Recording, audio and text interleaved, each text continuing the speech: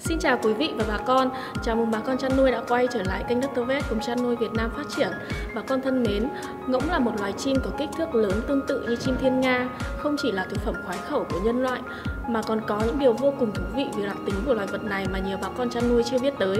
Và ngay sau đây, mời bà con cùng Dr. Vet tìm hiểu về những đặc tính thú vị của loài này.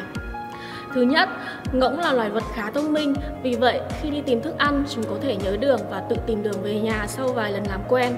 Chúng đặc biệt thích ăn cỏ, vì vậy mà chúng không hề kén chọn thức ăn. Ngoài việc ăn cỏ thì chúng ăn cả thức ăn do con người cung cấp. Loài ngỗng không có tập tính kiếm ăn, vì vậy mà khi xuống nước, hầu hết thời gian chúng bơi, tắm, làm sạch bộ lông và tìm một bóng mát nào đó để nghỉ ngơi và ngủ. Ngỗng chịu được thời tiết khắc nghiệt tốt. Ngay cả khi tuyết rơi thì chúng vẫn thích ở bên ngoài trải chuốt. Và mùa đông, chúng thường làm chồng lên nhau để giữ ấm vì thân nhiệt của loài này khá thấp. Thứ hai, ngỗng là loài hung dữ và đậm phong cách bảo kê. Hành vi này liên quan đến kích thước của chúng, một loài chim to lớn và vụng về. Ngỗng khó có thể trốn tránh khi bị đe dọa, thành ra chúng sẽ thể hiện thái độ hung dữ và xâm lăng để tránh nguy hiểm. Thứ ba, thị giác ban ngày và thính giác của ngỗng cực kỳ nhạy bén. Chúng có thể cảm nhận những chuyển động từ lâu trước khi con người nhận ra, ban đêm thì chúng gần như mù. Thứ tư, trong khi hầu hết các loài chim gần như không phản ứng với những thứ mà chúng thấy theo xu hướng có lợi cho con người, thì ngỗng trái lại, chúng như cái loa phường. Chúng phát ra âm thanh lớn và hung hăng, do bản tính hung dữ nên ngỗng có thể canh gác giữ nhà. Ngỗng có tính lãnh thổ cao, chúng biết nhà của chúng ở đâu và bảo vệ nó.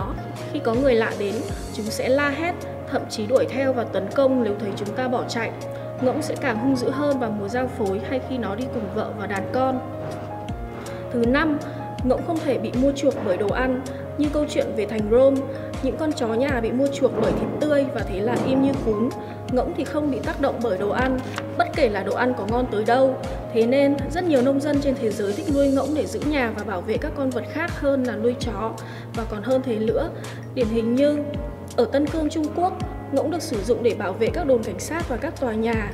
Vào năm 1986, quân đội Mỹ đã mua khoảng 750 con ngỗng từ các người nông dân Đức để bảo vệ căn cứ quân sự của họ. Hay ở Scotland, hãng rượu whisky nổi tiếng cũng dùng ngỗng để canh gác suốt từ năm 1959 đến tận năm 2012 mới thay thế bằng camera an ninh.